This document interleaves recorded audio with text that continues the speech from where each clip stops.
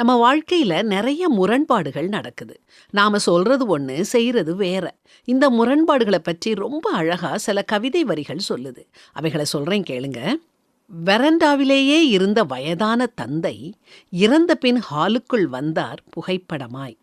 வீட்டின் பெயரோ அன்னை இல்லம், அன்னை இருப்பதோ முதியோர் இல்லம்.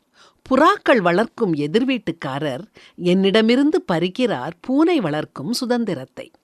பறித்த மலரை ஆண்டவனுக்கு சூட்டினால் என்ன, கல்லறையில் வைத்தால் என்ன, மலருக்கென்னவோ பறித்ததுமே வந்துவிட்டது மரணம்.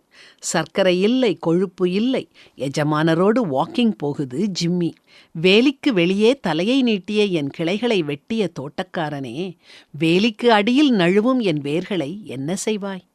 ஒவ்வொரு முறையும் அவன் அவளை பிறந்த வீட்டுக்கு அனுப்பும் போதெல்லாம் திரும்பவும் அவர்களை ஒன்று சேர்த்து வைக்கிறது ஹோட்டல் சாம்பார். பேருந்தில் சிதறுகிறது நாணயங்கள். தேடலுக்குப் பிறகு கிடைத்தன சில நாணயங்கள். தொலைந்தன சிலர் நாணயங்கள். கோழி திருடனை ஜெயில்ல போட்டாங்க. ஜெயில்ல அவனுக்கு கோழிக்கறி போட்டாங்க. ஒருவருடைய எண்ணங்கள் 2 திசைகள்ல சிதறி இருக்கிறத இருமனம்னு வேதாகமம் குறிப்பிடுது.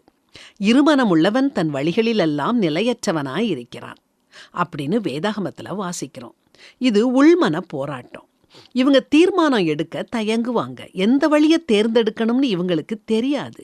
இப்படி உள்மன போராட்டம் உள்ளவங்க எதையும் செய்யறதுக்கு முன்னாலேயும் ஆண்டவருடைய பாதத்துல நின்று அவர் வழிகாட்டுதலை பெற்று அதன்படி செய்யணும். சில பேருக்கு நன்மை எதுன்னு தெரியும், ஆனாலும் அதை செய்யாம இருப்பாங்க. இது பாவம்னு வேதாகமம் எச்சரிக்குது.